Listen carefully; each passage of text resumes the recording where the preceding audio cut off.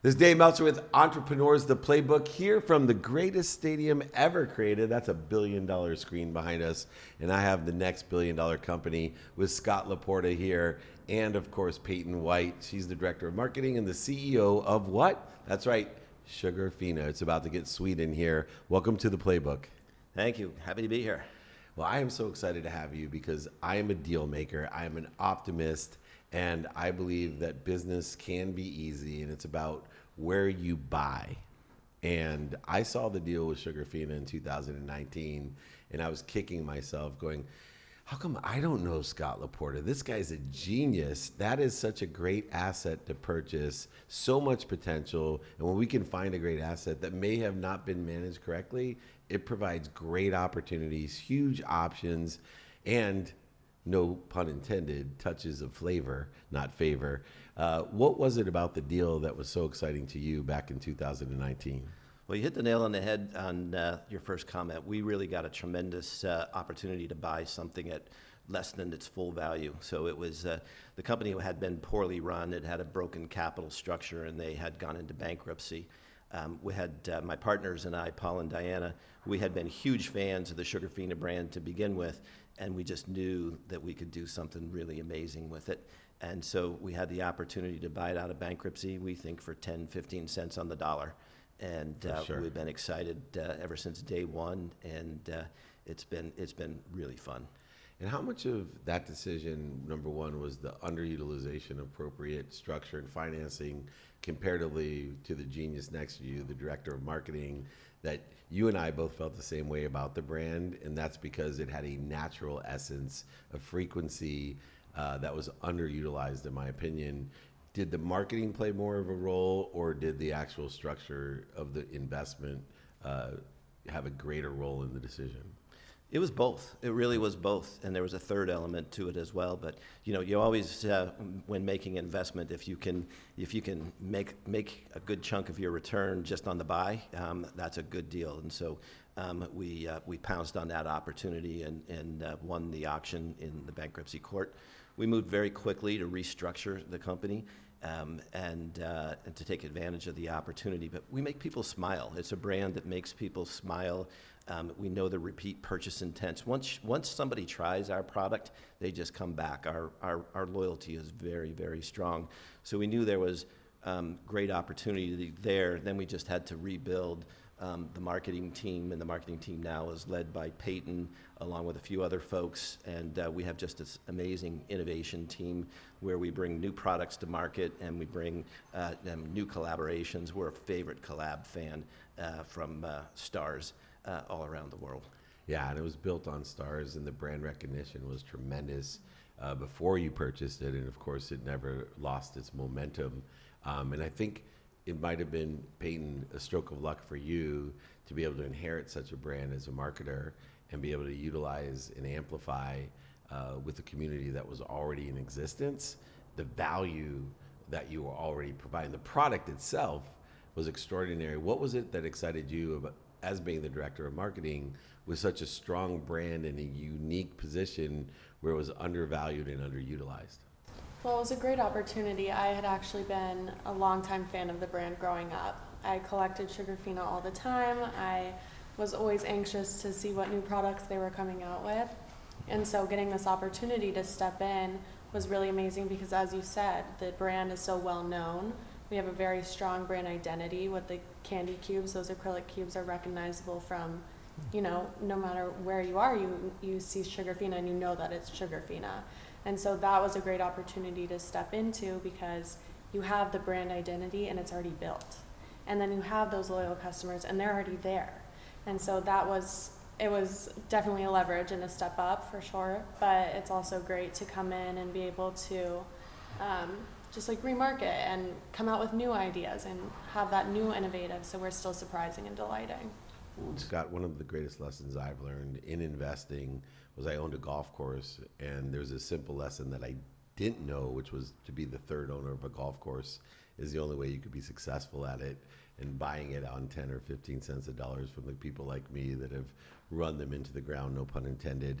But you bought it at an interesting time, and I notated that before about what it must have felt like to put your life savings, your investment of millions of dollars into a great asset, and then the uncertainty of COVID, especially in the retail space, to be able to take it over, but then at first realize, wow, there's a lot more uncertainty about this bargain that I received. What were your thoughts at the time in 2019, and how did it work out? Well, that was an interesting moment in time. Of course, we were so excited to be the winning bidder, and but no one knew 4 months later we'd be going into a global pandemic. So there was some oh no moments there when that happened and everything was shutting down. I can recall just 4 months after owning the business and really just getting started on restructuring the items that needed to be fixed rapidly.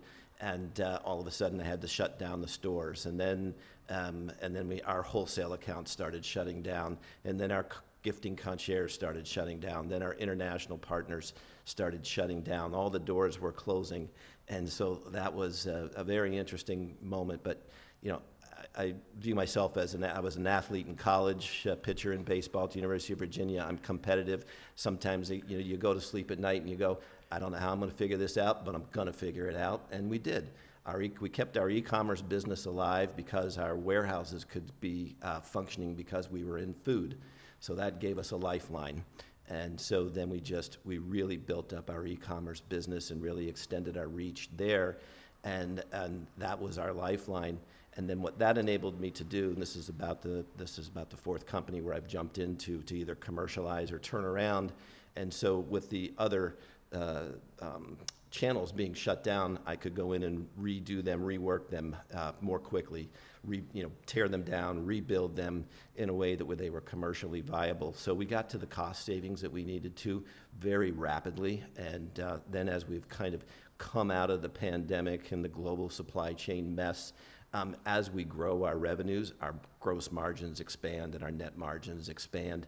And so we're just really excited to not have a headwind. And without a headwind and growing our business and expanding our distribution, we believe the profits will expand dynamically. And Payton, one of the advantages we talked about earlier was owning the customer, having an existing community. Although marketing has changed in all CPG products and all products in general, that we have to have a balance between traditional marketing and social media. And as you can see by the people that are helping us on this podcast, I lean towards people that may not have as much experience in traditional marketing and more within the amplification that we can utilize to reach bigger and broader customers by leveraging the traditional marketing that has built the company. What was your strategy coming in with so many different options? And sometimes, especially with younger executives like yourself, it's difficult to prioritize correctly without the context of maybe 30 years of experience of getting your butt kicked in marketing. What was your strategy coming in, and has it changed since you've came in? My strategy coming in was to focus on the traditional media that was already in place. Typical Sugarfina, what we're known for, that classic, classy marketing. I actually started our TikTok account. It was great. A few weeks ago, Instagram launched Threads, so I started the Threads account. So it's a balance and it's a good mix. You focus on your traditional, you have your customers that respond to each set, whether it's Facebook, we have our demographic there. It's a different demographic than Instagram, so you cater your ads to the different platforms, and then you introduce new things. You hop on the trends. That's how your brand stays relevant right now online. And so it's been a good mix. It's been a fun journey, and it's something new every day. There's something new trending online every day that you hop on if it makes sense for your brand, and then you balance that with the traditional marketing. Speaking of traditional, Scott, you fall more under the seasoned experience of myself in understanding equity structures and shareholder value. How today are you deciding how to best increase shareholder value, once again, from a business perspective, not a marketing perspective, but in operations, supply chain, all the different challenges that we all face for the last 30 years? How are you prioritizing the structure of the business and the future of the business? Is it retail, e-commerce? Where do we see Sugarfina expanding and growing the most? Yep, great question. So, as I mentioned earlier, we spent, the first 2.5 years of the company just kind of restructuring and getting it put in, it ready for today, ready to run out on the field here at SoFi. I was going to say, you pitched at UVA, but the way things are going, you should have pitched at Vanderbilt. That was your graduate school, wasn't it? That was my graduate school, yeah, yes. You really could have got some notoriety. Nowadays, for sure. Right. But, we're where we are, we've spent that time restructuring it, and we raised some capital with an initial crowdfunding raise, and raised about $4 million, and we took most of that money and got the restructuring done, as well as built a centralized operations and distribution center in Las Vegas, closed down 3 different regional expensive ones, and so we built that with the idea in mind that we could expand the revenues by 3 or 4-fold, and so as we go to expand in this moment, we don't need any more capital to do that. That's all been done. And so now what it is expand our wholesale distribution. Our wholesale partners are people like Bloomingdale's, Neiman Marcus, Bergdorf Goodman, Nordstrom's, to all name the classy a few. brands. And then a lot of like small specialty, high-end specialty stores across the country, high-end grocers like a Bristol Farms here in Los Angeles, but we're just getting started on expanding wholesale distribution, and so right now I'm investing in more talent. We have a great sales team, a great wholesale sales team, but as we want to bring in new accounts, we need more folks. So my investment thesis right now is to recruit and have our leaders train and develop additional salespeople that can help us expand into new accounts across the country. So wholesale is very important to us. The second channel that we really want to grow dynamically is our e-commerce business, and that gives us reach to the individual directly, and we can talk to them. So we just brought in a new talented leader in there to run that business, and another young lady on the marketing side to jump in with the team there. So, we're really investing in people right now is where that's going, and then in marketing, as we want to expand our messaging that Payton can get out there, and then the third piece is the products. So we just have some really tremendous collaborations over the next 6 to 9 months. So we just launched this a few months ago, a collaboration with the Hollywood Chamber of Commerce celebrating the 100-year anniversary of the Hollywood sign, and so that's doing really well. There's 5 different product lines there. It's instant gifting. The tourists coming into LA and go to our stores or our stores in other part of the country, they're taking it back to their home markets, whether it's other places in the country or back to Japan or back to Korea, wherever they're going. And we're going to follow that here very shortly with a collaboration. If you like martinis, you're going to love this one. It's a collaboration with Chopin Vodka. We've actually met the maker himself, who founded the company, and he's taught us a little bit about how to make a good martini. So there'll be a lemon drop gummy martini with real Chopin in it, a cosmopolitan, and then a truffle, espresso martini.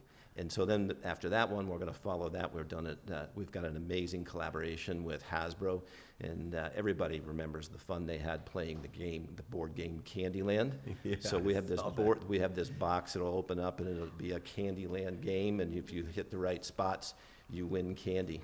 And so that's just amazing for our holiday gifting. And then next year, in the first half of the year, we're going to roll right into a pretty famous collaboration on the tequila side of business that will have a little Hollywood angle to it.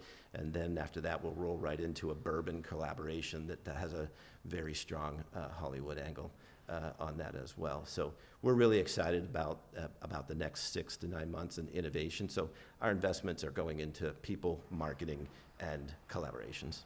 Really smart. I will tell you, I love the martini collaboration, because the problem with the full glass of Chopin in a martini is one's not enough and two's too many. But with Sugarfina, I can have more than 2, and I'll be just fine as long as I brush my teeth afterwards. But all classy brands, and making wise choices aligned with it. One of the things historically the brand is known for is celebrities and influencers. And there's a huge community of celebrities and influencers, unpaid by Sugarfina, that adore the brand, are aligned with the classy, unbelievable quality type of branding that it is. And are there any plans to utilize the celebrity and influencer side with all these great brands and collaborations? Yes, absolutely. And I'll let Peyton handle this one. We do have one that we've recently signed up and are looking for additional. Yeah, it's been great. It's been an experience just going on our Instagram. I used to run our Instagram, and all the celebrities and influencer people that I've just met through Instagram, because they're fans of the brand, have DM'd Sugarfina and just reached out and expressed their love for the brand, which has been really an experience for sure. And really, it's just thoughtful, and it shows how much they care about Sugarfina.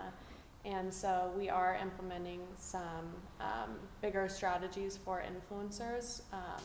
Sherry Shan and Jessie Lee from Netflix's Bling Empire, they recently signed on as brand ambassadors, so we are working closely with them. With this Hollywood collection that Scott mentioned, we've thrown a few Hollywood-esque launch parties for that. One recently was hosted by Evan Ross and Ashley Simpson. And so, it's just been fun to meet their friends and be connected with different celebrities in Hollywood. And as Scott mentioned, there are 2 collaborations coming up with their celebrity-backed companies. So there's definitely plans for that in the future. To finish up, when we're building brands today, there's an entire different world of amplification. We have so many more opportunities to not only have events and activations, but to perpetuate those events and activations by capturing them correctly, modifying that content and amplifying them, as you stated, in threads now, or reels, or whether it's Facebook fan pages, which is huge for Sugarfina as well. In that strategy, are you picking and choosing live events by the actual event, or are you picking live events by how it transcends and amplifies into a perpetual utilization for a brand? And I'm always curious because you have the capacity to do both. You're right. We do have the capacity to do both. We're a really authentic brand. One of the things I love is we've got 21 stores around the country. And so as we kind of move into launches or new seasonal collections, having an influencer that really loves Sugarfina, but also, maybe really into the theme that we're coming out with, coming into the store and co-hosting a party, and that really becomes, because people want to come in and take a picture with them, take a picture in front of our famous flower wall, that really becomes virtual and keeps playing forward because it gets posted on Instagram and what's forward and reposted and played forward. So we love those types of opportunities. And then the parties that we hosted on the Hollywood launch, again, there was several celebrities there, and we've got them to post, and it just keeps playing it forward. We'll also bring it into mediums where people can go back and look at it. So, for instance, we're doing another raise on crowdfunding to amplify the collaborations and the marketing aspects, and we're on Republic platform right now, Republic Sugarfina, and so we've got a whole storyboard there of what our plans are and who the people are and the leadership team and our products and some of the crazy fun things we've done in the past. And then that story just lives on, and people can go back and just keep reading it. And then she posts, or people on our team post once or twice a week updates of, hey, look what Sugarfina did last week. And it just kind of builds and builds upon each other. But go ahead if you want to add on to that. Anything to add? No, I think Scott covered He's it. covered a lot there. I'd be interested in moving into the entrepreneurial space and having my own Candyland martini party with the biggest entrepreneurs, with Gary Vee and others. I think we'd have a great time playing with because entrepreneurs are the most competitive people. And I could see, playing Candyland, Sugarfina Candyland with martinis. It could be some great content and a lot of fun. Anyway, it's been a lot of fun here. I've learned a tremendous amount. First deal that I've had restructured through COVID, one of the predominant brands, an iconic brand of class and quality, and I'm just very jealous that you were smart enough to get that deal and win the bid. Scott LaPorta, and Payton White, thank you both for joining me here at my iconic office in Inglewood, California, really close to Hollywood. We have the executives with Sugarfina here with David Meltzer on Entrepreneurs, the Playbook.